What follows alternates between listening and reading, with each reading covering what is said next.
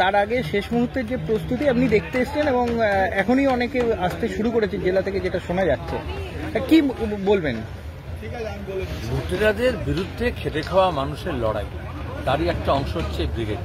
এখানে যারা ডাক দিয়েছেন আমাদের ট্রেড ইউনিয়ন, কিষাণ সভা, ক্ষেত মজদুর, বস্তি সংগঠন, তাদের কর্মীরা কাজ করছেন রাত জেগে, কোনো বাধা বা অসুবিধা হচ্ছে কিনা দেখার জন্য। আমার নিজের মনে হলো একবার এসে ঘুরে যাওয়া উচিত, প্রত্যেকবারই তাই করি।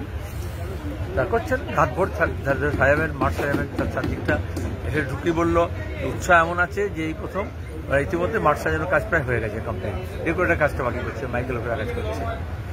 যত ভলেন্টিয়ার আসার কথা তার থেকে বেশি ভলেন্টিয়ার এসছে, এতে বোঝা যাচ্ছে সারা আছে। জমাতে যারা আসবে, যত আশা করা গেছিল তার থেকে বেশি লোক। একেবারে তলার মানুষ আসবেন, প্রান্তিক মানুষ আসবেন, খেটে খাওয়া মানুষ আসবেন। বাংলার রাজনীতি, দেশের রাজনীতি লুটেরাদের দখলে থাকবে না খেটে খাওয়া মানুষের বিষয়ের সামনে আসবে, সেটা কালকে পরীক্ষা। এবারের যে মঞ্চটা, গতবারের মঞ্চটা একটু অন্যদিকে হয়েছিল, কিন্তু এবারে সেই পুরোনো জায়গাতেই মঞ্চ হচ্ছে এবং একদিকে টাটা এবং পিছন দিকে থাকছে ভিক্টোরিয়া। এই যে ব্রিগেডের মঞ্চ সাধারণত সমাবেশ যখন হয় এখানেই হয়, বামফ্রন্টের হোক, সিপিএমের হোক, আর ট্রেড ইউনিয়ন, কিষাণ সভা, ক্ষেত মজুদারি হোক, এখানেই হয়। গতবার ওটা ইনসাফ ব্রিগেড ছিল, ওটা যুবরা নতুন ধরনের নতুন ধাঁচে করেছিল। এবারে প্রথম এই সিটু এআইকেএস এবং এই প্রথম ইতিহাস সৃষ্টি হচ্ছে। বামপন্থীরা ছাড়া কোনো রাজনৈতিক দল যতই মাতব্বরি করুক, টেলিভিশনে যতই কিছু বলুক, কিন্তু আদতে ব্রিগেডে সমাবেশ ডাকতে পারে না। প্রধানমন্ত্রীর সভা ডাকলেও তাকে একটা প্যাভিলিয়ন করে, এক্সিবিশন প্যাভিলিয়নের মতো করে করতে হয়।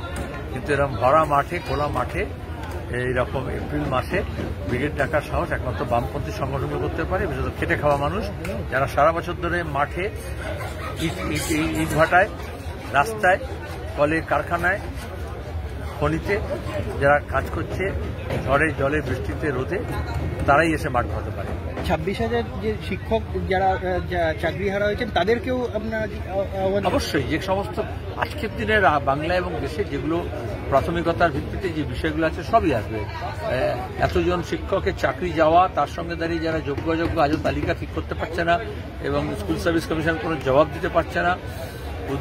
উল্টে যে প্রাথমিক, মাধ্যমিক এবং উচ্চ মাধ্যমিক, কলেজ, বিশ্ববিদ্যালয় শিক্ষা সবটা লাটে উঠে যাচ্ছে গোটা দেশে এবং আমাদের রাজ্যে। সরকারি পৃষ্ঠপোষকতায় যে শিক্ষা ব্যবস্থা, সেইটাকে তুলে দিচ্ছে বিজেপি আর তৃণমূল মিলে।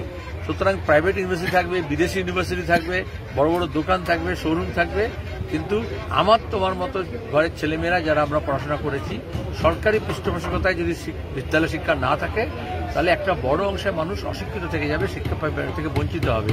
আজকে তাই হচ্ছে, এই জন্যই এত ড্রপ আউট দেখতে পাচ্ছ। সবাইকে এই আহ্বান জানাচ্ছে। অবশ্যই ওয়াকাফের ইস্যুও থাকবে, যা হচ্ছে গোটা দেশে। দাঙ্গাঙ্গামার ইস্যুও থাকবে সাম্প্রদায়িকতার বিরুদ্ধে। এই যে শ্রেণী চেতনায় উদ্বুদ্ধ হয়ে গরিব মানুষ, খেটে খাওয়া মানুষ, তার রুটি কাপড়ের প্রশ্ন, তার ভাতের প্রশ্ন, তার কাজের প্রশ্ন, তার আয়ের প্রশ্ন নিয়ে লড়াই করবে, সেটা মুখ্য হবে না মন্দির মসজিদ দিয়ে মমতা যা বলছেন সোনার ঝাঁটা বা লাঠি ঝাঁটা নিয়ে কাজ হবে।